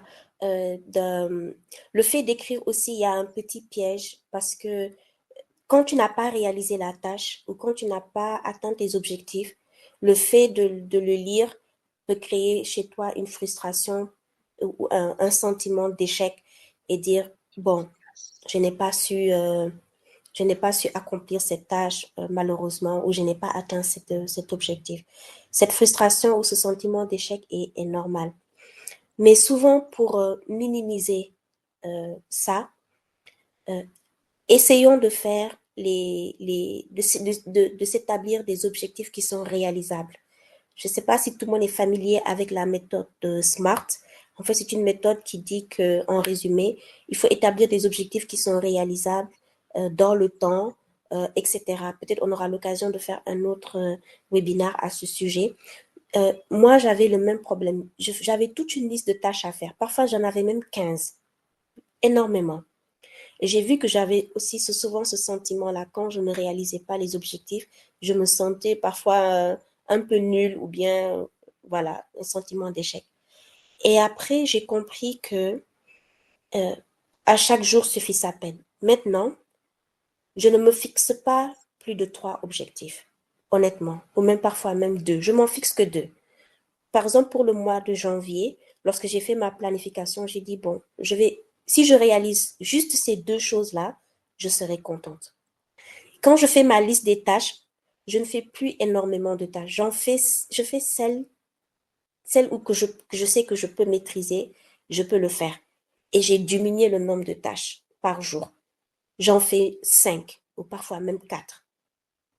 Et je reporte les autres à lundi ou bien mardi ou bien samedi. C'est pour ça, la planification que je vous ai montrée tout à l'heure par semaine, ça m'aide à ça en fait. Les tâches, je les répartis tout au long de la semaine et j'économise mon énergie par jour. Par jour, par jour, par jour. Mais les objectifs, n'en fixez pas 10, fixez-en 3. Et puis vous vous arrêtez sur ça. À la fin de 2024, honnêtement, mon objectif, si j'arrive à mettre en œuvre un seul programme qui me tient à cœur au Mali, c'est mon objectif pour 2024, je serai contente. Les autres objectifs, si j'arrive pas à les réaliser, Dieu merci. Mais je ne suis plus dans les trucs où j'ai 5, 10 ou 15 objectifs. Non. Sinon, ça crée chez moi beaucoup de frustration. Donc voilà ce que je peux répondre comme question et donner comme conseil.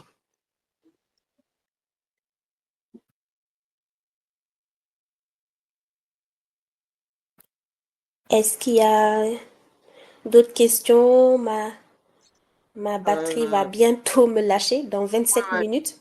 j'ai, Donc, je ne j'ai, sais pas j'ai- s'il y a d'autres questions ou d'autres... je pense qu'on a fini. Juste une dernière question. C'était par rapport juste à l'autosatisfaction. Mhm. Oui. Alors, il faut savoir que l'autosatisfaction, il peut y avoir plusieurs facteurs qui créent la satisfaction, hein. Là, la satisfaction de la planification, c'est très mécanique. Mais je ne veux pas oublier qu'il y a la satisfaction d'être avec ses frères et sœurs. Il y a il y a la satisfaction d'aller à un concert de louanges. Il y a la satisfaction d'être avec sa femme, avec son mari. La satisfaction d'être avec ses parents. Donc, il y a énormément de choses qui contribuent à nos satisfactions personnelles. Et ça, j'ai peut-être omis de le mentionner. Dans ma planification, ça a l'air carré comme ça, mais il faut laisser aussi de la place à je dirais pas à la folie, mais faire des choses qui vous font plaisir, aller à la plage, c'est hyper important de prévoir ça dans votre planification, de faire les choses qui vous plaisent, qui vous donnent, comment dirais-je, de la joie, sans forcément être là à réfléchir, mais comment je vais faire pour les chants que je dois donner le dimanche, etc. C'est capital. Prévoyez ça. Sinon, moi, parfois, ce que je fais, c'est que le dimanche après-midi, je fais rien. Je vais pas au programme, je fais rien. Je passe du temps avec des gens qui m'aiment, que j'apprécie, etc. Donc ça, c'est très important.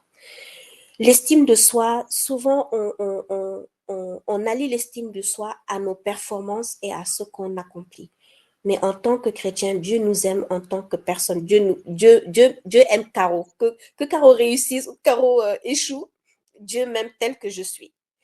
Mais on a grandi dans un système où depuis qu'on est enfant, si tu n'as pas réalisé quelque chose, tu n'es pas capable. Ou voilà, on est jugé par rapport à nos résultats, à nos performances.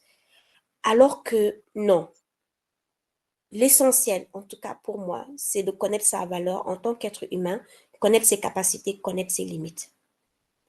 Et réaliser ce que tu as à réaliser par rapport à toi-même, pas par rapport aux autres. Mais toi, ton sentiment personnel d'avoir accompli quelque chose qui te tenait à cœur, personnellement. Parce que si tu juges ton estime de soi liée à tes réalisations, le jour où tu vas échouer, tu vas penser que c'est toi, tu es bête ou bien toi, tu es incapable, alors que ça n'a absolument rien à voir.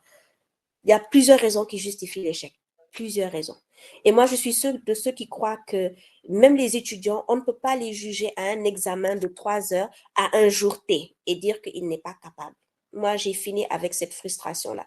Si je ne peux pas faire quelque chose, ben écoute, je ne peux pas le faire parce que il y a des raisons, mais ça ne remet pas en cause ni ma valeur, ni ce que je peux faire. Un autre jour, je vais réussir. Un autre jour, je vais échouer. C'est comme ça que c'est la vie. Donc, essayons de ne pas aussi attacher notre valeur à ce que nous réalisons dans la vie.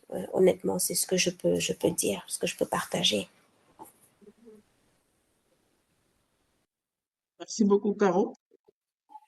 Je pense que nous sommes à la fin de ce webinaire qui vraiment est de haute facture, hein. Vraiment, je pense que ça mérite un banc, ça mérite des applaudissements, ça mérite des félicitations. On a assisté vraiment à un masterclass. Ah, c'est du haut niveau, c'est du haut niveau, vraiment. Je- on a, surtout dans la communauté, on a des soucis de planification. Ça a toujours été un problème majeur pour nous. Donc, comment se planifier, comment prendre de l'avance, etc. C'est beaucoup de questions qui reviennent.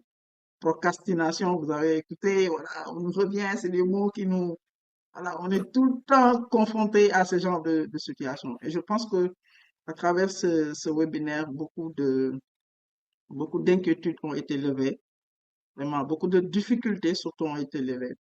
Et je pense qu'il y a certains même qui attendent les présentations, les planifications, vos planifications, certainement qu'on va vendre, hein, c'est pas gratuit. Donc, Mhm. À vendre. qu'on va vendre, je sais, parce que déjà, il faut savoir manipuler Excel hein, d'abord, hein, pour avoir les planifications.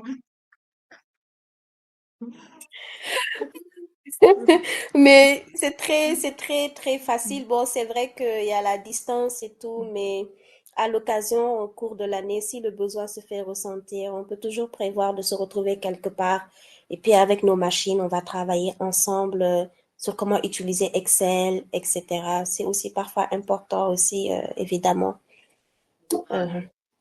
Je pense comme Vini, elle a beaucoup de soucis en Excel, hein. Je pense qu'on a dit si la Côte d'Ivoire s'est qualifiée, je pense que chacun de nous peut maîtriser Excel, hein. Ça, c'est clair. Voilà, donc je pense que euh, peut-être les prochaines fois, on aura l'occasion vraiment de travailler sur ça parce qu'on a prévu des webinaires et des séances, des masterclass sur vraiment des logiciels comme Excel, comme Word, et ça nous permettra vraiment de travailler sur des choses beaucoup plus concrètes. Voilà, elle m'a dit, je suis le bol de Chipette. Oui, c'est avant ça. Les tableaux, ça coûte des millions. C'est des tableaux qui coûtent des millions. Alors, puis, vraiment, nous ne pouvons que vous remercier. Vraiment, on demande à Dieu de vous bénir, vraiment, de vous bénir Mhm, dans tout ce que vous faites, dans vos activités, dans votre famille, votre ministère et tout. Vraiment, que mhm, Dieu soit au centre. Ce soir, je pense que tout le monde, nous tous qui avons participé à ce webinaire, on a été bénis. On a vraiment été 10 000 fois bénis, bénis, bénis encore. Donc, je pense que ce qui reste, c'est la pratique. Voilà, mhm, c'est la pratique. Chacun de nous va essayer vraiment de se mettre à la pratique. Et peut-être un mhm, jour, on aura l'occasion de faire une évaluation également pour voir à la fin de l'année, pour voir est-ce que vraiment chacun a pu faire quelque chose parce qu'on fera un mhm, webinaire sur comment évaluer quand même son mhm, année et à la fin en décembre pour voir est-ce que vraiment les objectifs qui ont été fixés sont atteints mhm, ou non et ça nous permettra. Et je reviens sur ça, l'autosatisfaction. Moi, mhm, ça m'aide beaucoup parce que ça renforce ma mhm, confiance, le fait de mhm, déterminer des objectifs, que ce soit même sur le mhm, plan professionnel. On met les objectifs et lorsqu'on les atteint, je pense qu'il y a une joie qui se dégage et ça mhm, renforce notre confiance personnelle. Et vraiment, ça nous mhm, permet vraiment de lever beaucoup de choses, de contraintes, beaucoup de contraintes sur nos vies, sur ce que nous voulons faire. Et il y mhm, a une chose aussi qui est beaucoup plus fréquente chez nous, les chrétiens, on est sur beaucoup de tableaux. On joue beaucoup mhm, de championnats, comme on dit. mhm, Voilà. Mhm, Et là, il faut être vraiment bon, il faut être vraiment un bon planificateur. Il faut être mhm, vraiment bien ordonné et bien discipliné. Tout à l'heure, vous avez utilisé le mot discipliné. Pour moi, mhm. c'est l'élément, c'est le facteur vraiment important dans tout ce qu'on a dit. Il faut être discipliné. Donc, on a besoin d'être discipliné. C'est pas quelque chose de très facile, mais je pense que on va, on va, on va s'y mettre, on va s'y atteler. En tout cas, merci beaucoup. Merci à vous qui avez participé à ce webinaire, vous nous avez donné votre temps et ça, quand même, c'est à remercier. Merci, Caro. Merci à vous tous. Je rappelle que le webinaire a été enregistré, donc on le mettra sur la chaîne YouTube, donc dans les jours à venir, donc en version audio pour les gens qui veulent réécouter la D'accord. conversation, le webinaire et tout ça. En tout cas, je vous remercie et je prie à chacun de vous de passer une bonne soirée. Je vais laisser la dernière parole à Caro. Donc, elle va donner ses dernières recommandations, ses derniers conseils avant de pouvoir clôturer ce webinaire. Merci beaucoup, Caro. Merci, merci à tous d'avoir pris le temps de participer à ce webinaire et puis d'avoir la patience de m'écouter. Merci à la JPED pour l'honneur qu'ils m'ont fait de pouvoir donner cet enseignement, cette formation, on va dire. Vraiment, je vous en suis très très reconnaissante. Alors, le conseil que j'aimerais donner, après ce type de webinaire, on a tendance tout de suite, on veut faire sa planification. Le dernier conseil que je vous donne, c'est que ce soir, avant de vous coucher, ne planifiez pas encore votre année 2024. Revoyez d'abord votre vision, objectifs personnels et priorités. Et faites que ça, pas plus, pas plus. Et demain, vous ferez autre chose. D'accord? Ne faites pas tout de suite la planification de 2024, mais faites déjà ça. Revoyez vos objectifs, mettez-les sur papier et demain est un autre jour. Vous pourrez faire le reste après. Que Dieu vous bénisse et et vous accompagne. Merci beaucoup. Parce que je vois, Là, il y a des gens qui vont... je passe à la Il y a pratique. déjà sorti. Je vais sortir tout Internet. Je passe à la pratique. Je sais que les gens vont faire ça, mais allez-y doucement, doucement, parce que ça prend du temps pour que ce soit efficace. Donc, 10 pages quand même, c'est beaucoup, hein, c'est trop. J'ai déjà rempli 10 pages. En tout cas, je reste à la disposition. N'hésitez Yes, pas à m'écrire. J'imagine que tout le monde n'a pas mon numéro de téléphone, mais je serais ravie yes, d'avoir des one-to-one yes, discussions à votre disposition. Je pense que certaines filles du groupe le savent très bien. Elles peuvent m'écrire à n'importe quel moment pour me demander des conseils. Je reste à votre disposition. yes, yes, yes, yes. Je viens, maa ngi ñëw